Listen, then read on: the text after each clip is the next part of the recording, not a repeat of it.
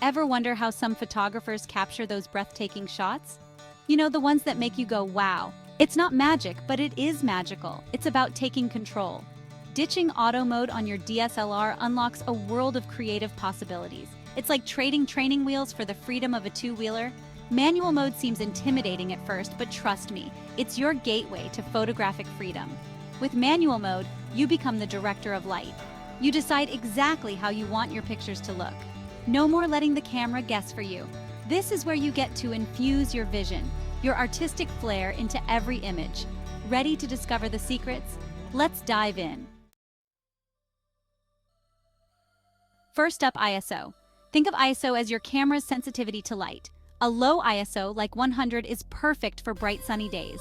Need to shoot indoors or in low light? Crank up the ISO to 400, 800, or even higher. But remember, higher ISOs can introduce noise or grain. It's a trade-off, but sometimes capturing the moment is worth it. Next, we have aperture, controlled by the diaphragm in your lens. Think of it as your eye's pupil. A wide aperture, represented by a smaller f number like f2.8, lets in tons of light, creating that dreamy, blurred background effect called bokeh. A narrow aperture, higher f number like f16, keeps everything sharp and in focus, great for landscapes. Last but not least, shutter speed. This controls how long your camera's shutter stays open. Use a fast shutter speed, like 1/500th of a second, to freeze action, perfect for sports photography. Want to capture those silky smooth waterfalls? Opt for a slower shutter speed, like 1/400th of a second, and use a tripod to keep things steady. Starting with manual mode, don't get overwhelmed. Begin by practicing in good light. Find a scene with a good mix of light and shadow. Now, switch your camera to Aperture Priority mode, usually denoted as AV or A.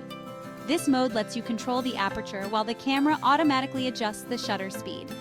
Get comfortable with how different apertures affect your images. Once you feel confident with aperture, move on to Shutter Priority mode, TV or S. Here, you set the shutter speed while the camera takes care of aperture. Experiment with different shutter speeds. Capture moving subjects and see how adjusting the shutter speed impacts the results.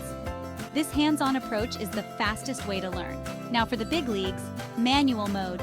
Start by finding a scene you like. Use your camera's light meter as a guide. Adjust your ISO, aperture, and shutter speed until the meter is centered. Take a shot and review the results. Too dark? Increase the ISO, widen the aperture, or slow down the shutter speed.